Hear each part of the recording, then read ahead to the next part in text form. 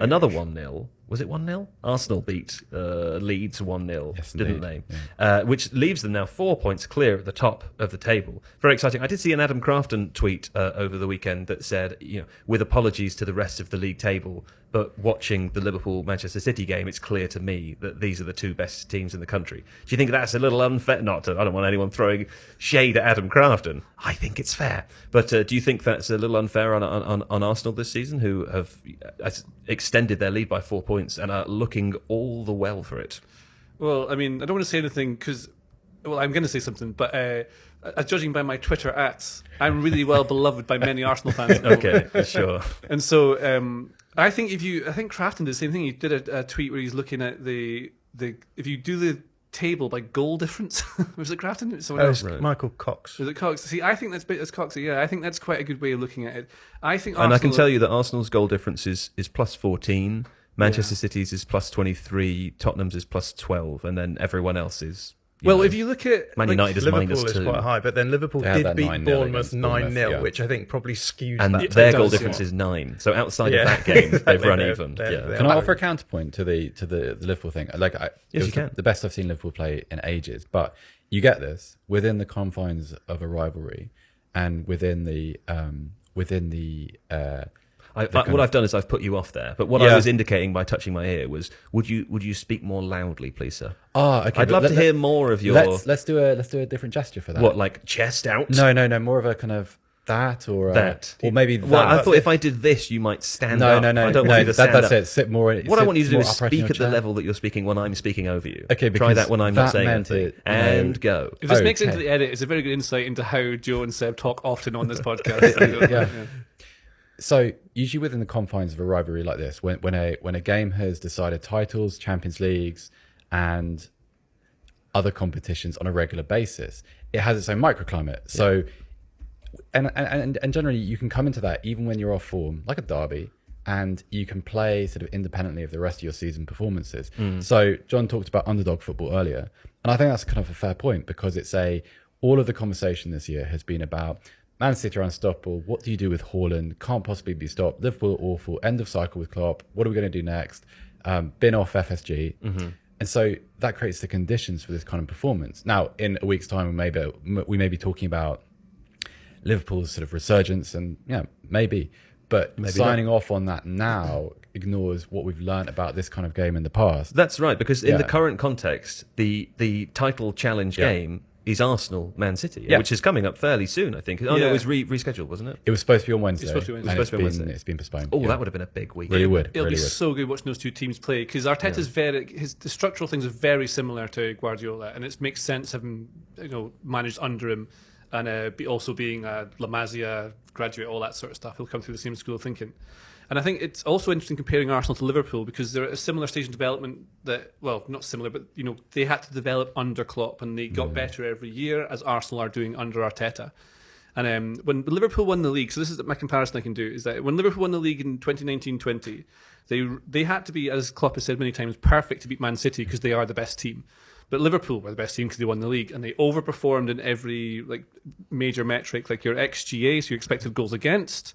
They were 40, and they conceded 33 goals. They're overperforming defensively, and then they also overperformed in expected goals as well. So their expected was 71, and they scored 85. So it's overperformance at the top end of the pitch, overperformance at the back end. That's how they won the league, because you have to be better than perfect to beat Man City. Sure, yeah. That's how you do it. Now, Arsenal, is this sustainable? They are currently...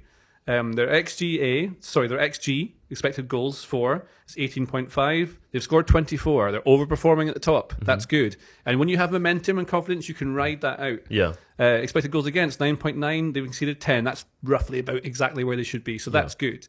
Now, the thing is, when you I've watched the highlights of the Leeds game, not seen the whole thing, so I can't tell you exactly what happened with this. But to me, the stuff that Leeds were creating, and some of the errors that Gabriel, who's made a couple of errors in the last couple of games I watched him play, it's the kind of thing where they need a bit of luck to get through this, because otherwise it could fall apart, and then you lose your confidence and your momentum, and then it can derail a little bit. Well, indeed, any title challenger needs luck to win. Right? But the thing is, if they're getting through this, that's really good. That's exactly that. If you're an Arsenal fan, you've watched this season, you've enjoyed the kind of the fluency of the attacking play and the goals scored and the kind of the flair elements, and also some of the kind of the flair defending. Some of the way in which Saliba defends, or so far has done this season, isn't exactly back to the wall kind of stuff. Sure. This was Arsenal not playing well, Arsenal suffering under the weight of a pretty packed schedule. I mean, they had a difficult away game on Thursday night, which they won but didn't play well in, and they got through this. So you see a kind of an examination of a different set of attributes, which felt instructive. I felt, like if I'm an Arsenal fan, I think obviously you want to see 3-0 easy wins on the road because it's easier for your heart rate, but at the same time, you feel a little bit more confident about your cornerstone players and your resilience. This is the kind of win that we see champions win. Well, I don't know. It is.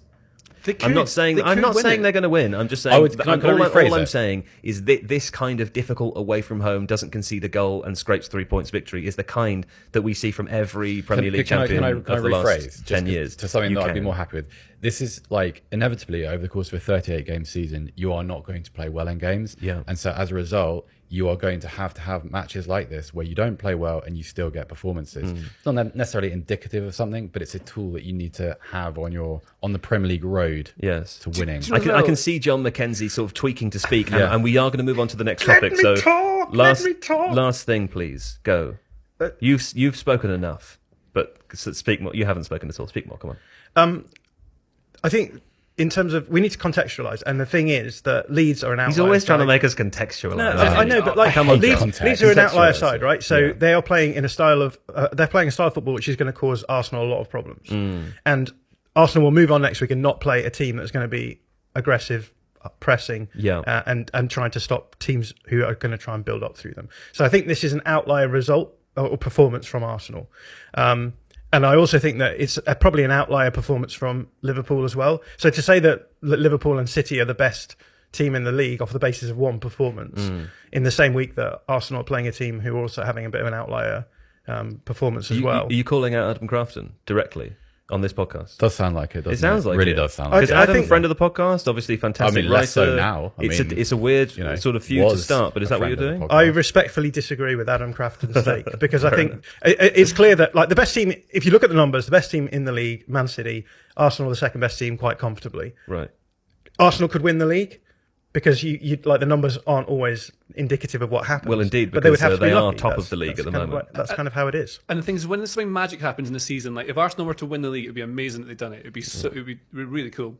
And to make that happen, they need things to swing their way, like little luck. And that's why football is amazing, because sometimes these things do happen. And if they keep up the way they're playing, they will win lots of games. They will lose a couple, but they need the luck to go their way. And that game against Leeds, I think, looks like thing to say. Actually, like an unfortunate consequence of rescheduling is that the Arsenal game that was due to take place on the Wednesday just gone is now on the 26th of April, which means that both of their ties will be in the second half of the season. So for teams who are currently 1 and 2, it's kind of fun, isn't it? It's kind of like the Classico quintet of games from all those years ago. But that's brutal. The World Cup's going to make things go really weird as well. Remember, this is the first half of the season.